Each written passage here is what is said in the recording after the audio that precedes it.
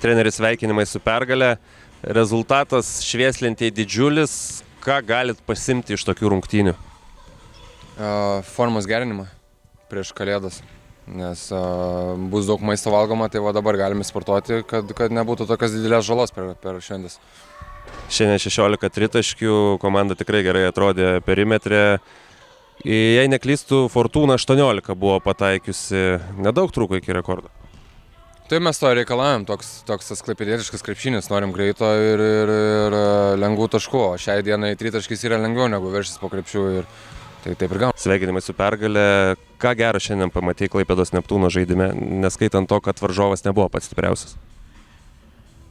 Kai pradėjom rungtynės, tai nelabai buvo ką gero pamatyti, bet paskui po 2 kėlinių prasibudinom ir manau, kad tikrai padarėm gerą darbą greitam puolime.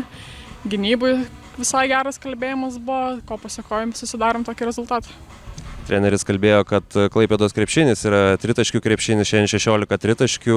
Klaipėdos Fortūna buvo pataikiusi kažkada praeitie 18 tritaškių. Ar kris šį sezoną tas rekordas? Stengsimės, kad jis kristų. Jeigu jis mums priklauso, tai turim jį pagerinti. Treneri, 10 pralaimėjimas, 2 ratas, taip pat pradėtas nesėkme. Jūsų vertinimų žaidimas gerėja ar stovi vietoj Panevėžys? Tai praeitą interviu pasakojo istoriją, kaip mes išėjom žaisti ir vyriukai po pirmų pralaimėtų kėlinių pasakė, mes laimėsim treneri. Tai mes tas rungtynės laimėjom 20 taškų. Tai, sakykime, aš suprantu taip, kad tu pasakei, tu laikai žodžių. Tu esi krepšininkas, tu išeini kovoti, tu darai, kad būtų rezultatas teigiamas. Dabar, pakol kas, aš matau tą rezultatą su kai kuriom žaidėjom aš to nematau. Tai mums reikia visom pasižiūrėti į save ir pasižiūrėti, ar mes tikrai čia tie krepšininkai esam, kurie galim žaisti, ar galim mes pakelt tą savo lygį ar ne.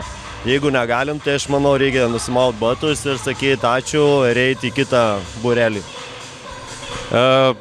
Kalbant apie tai, ką reikėtų gerinti, ar čia reikėtų kalbėti labiau galbūt apie visumą, ar žiūrėti į kažkokias detalės, kažkokių tai konkrečių dalykų? Aš manau, visų pirma, reikia žiūrėti į patį tą fiziškumą, į individualius įgūdžius, supratimą, patį krepšinio ir panašiai. Gabrielė, tavo komentaras po šių rungtynių? Susitiko 2 skirtingo lygio komandas, viena komanda profesionali Eurokapo komanda, mes tik tai lipdomės, žaidėja vis prisijungia kažkas, dar matot, kad dar turim žaidėjų, kurias negali žaisti, tai tas ir atsispindėjo aikšteliai. Kaip manai, ko labiausiai trūksta Panevėžiui, neskaitant komandų pajėgumų?